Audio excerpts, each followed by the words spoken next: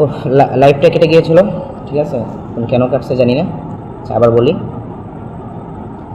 যে আমাদের যে ছোটোবেলার যে উল্টাপাল্টা অনেক কিছু হইতে পারে, অনেক দুষ্টমি, ঠিক আছে, তারপরে এগুলো নিয়ে আমাদেরকে হুমকি দেওয়া হয়েছে যে আমরা এইসব করছি, এগুলা জানিয়ে দেওয়া হবে, আমাদের চরিত্রের সমস্যা আছে। তারপর আমার আম্মুকে, আমার বোনকে, মানে এদেরকে একটা হুমকি দেওয়া হয়েছে, আমাদের চরিত্র নিয়ে কথা বলা হয়েছে। এটা হলো কি বলবো, মানে উনি আমাদের এত সিনিয়র একজন মানুষ, ওনাকে আমরা বললাম আমাদের অধিকারের কথা, আর উনি আমাদেরকে ভয় দেখায় যে কেন এগুলা করছে।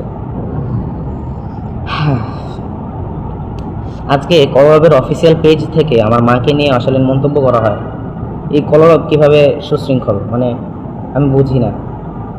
এটা আসলে কলরবের যে মূল ধারাবাহিকতাটা ছিল, সবার ভিতরে একটা শালীনতা, ভদ্রতা ছিল, সব কিছু তো হারিয়ে গিয়েছে। বড় বড় আলেমদের থেকে সেই মানে নজরটাও সরে গিয়েছে। হয়তো বা আমারও অনেক ভুল আছে, যেটা আপনারা, আমি কষ্ট পাবো না, আপনারা ভুলগুলো ধরিয়ে দেবেন, ঠিক আছে, ভুল হইতেই পারে। বাকি এগুলো নিয়ে ভয় দেখানো বা ব্ল্যাকমেইল করা, এটা ঠিক কিনা আপনারাই বলেন। হ্যাঁ, কিন্তু তারা আসলে আমার আম্মুকে নিয়ে যেভাবে কথা বলছে, যে উনি হয়তো ভুলে যাইতেছে যে এই কলরব যে প্রতিষ্ঠাতা করছে, যে মালিক ছিল, এটা তার স্ত্রী এবং এটা তার সন্তানদের বাবা। আবার তারা এটা নিয়ে বিবৃতি দেয়, মানে আমরা এই বিষয়ে অধিকারের কথা বললে তারা মেনে নেবে যে হ্যাঁ আচ্ছা ঠিক আছে, এটা হয়েছে, এটা হয়ে গেছে, শেষ, মেনে নেবে। না নিয়ে তারা যদি এভাবে ভয় দেখাতে থাকে, তাহলে ভাই এটা কোন ধরনের শালীনতা আপনারাই বলেন।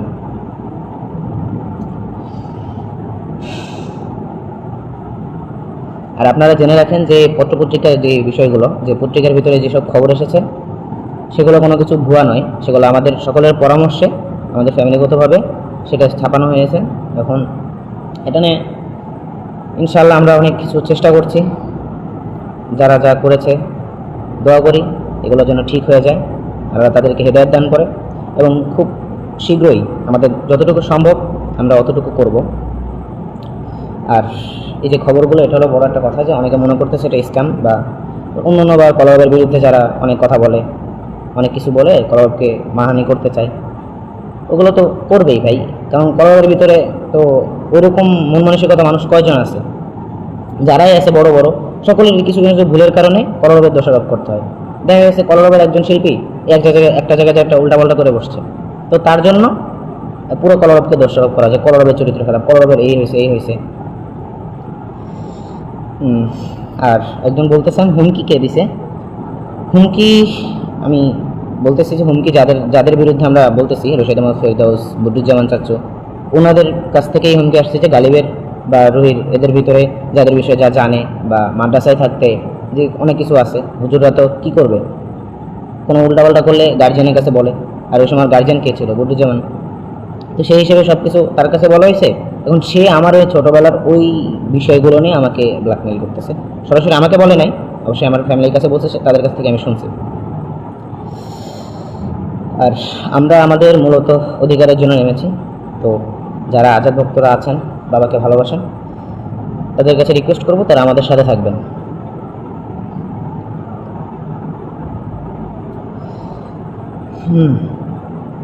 আর কোনো কিছু জিজ্ঞেস করা থাকলে আপনারা বলতে পারেন।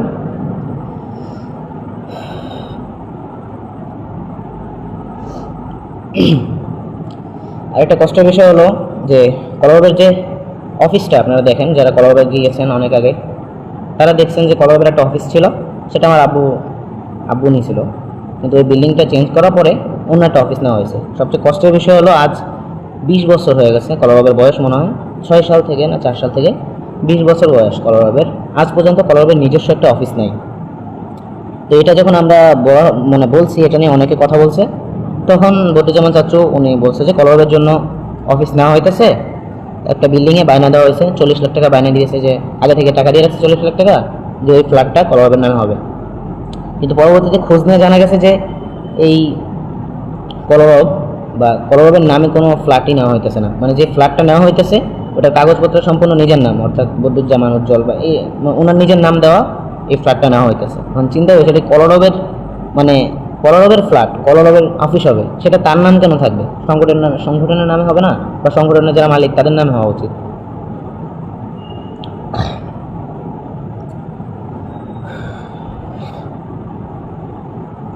অবশ্যই তখন আমি ছোট ছিলাম, আর আমি অবশ্যই সকলকে অনেক সম্মান করি। ছোটকাল থেকে তারা আমাকে অনেক আদর যত্নে বড় করছে, এটা আমি দেখছি আমার দিক থেকে। ঠিক আছে, যে প্রথম আর কি আব্বু মারা যাওয়ার পরে প্রথম 5 বছর মতো আমাদের মনে হয় কোনো খোঁজ খবরই নেওয়া হয় নাই। তো 3 বছর না 2 বছর পরে আব্বু মারা যাওয়ার পর 12-13 সালে সম্ভবত আমাদের কি বলে চেয়ারম্যান সাহেব যিনি, আরে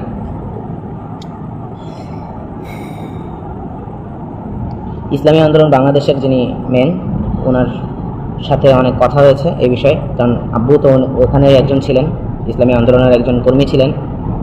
তো সেই হিসাবে আমাদের রেজাউল করিম সাহেব উনি একটা সিদ্ধান্ত দিয়েছিলেন যে এটা যেহেতু আইনুদ্দিন আল আজাদ করছে, তার ফ্যামিলির এখান থেকে একটা পার্সেন্টেজ পাওয়া উচিত, এটা মালিক পক্ষ। কিন্তু এটা তারা মানে ইগনোরও করে নাই। ঠিক আছে, তারা ঝিনাইদহ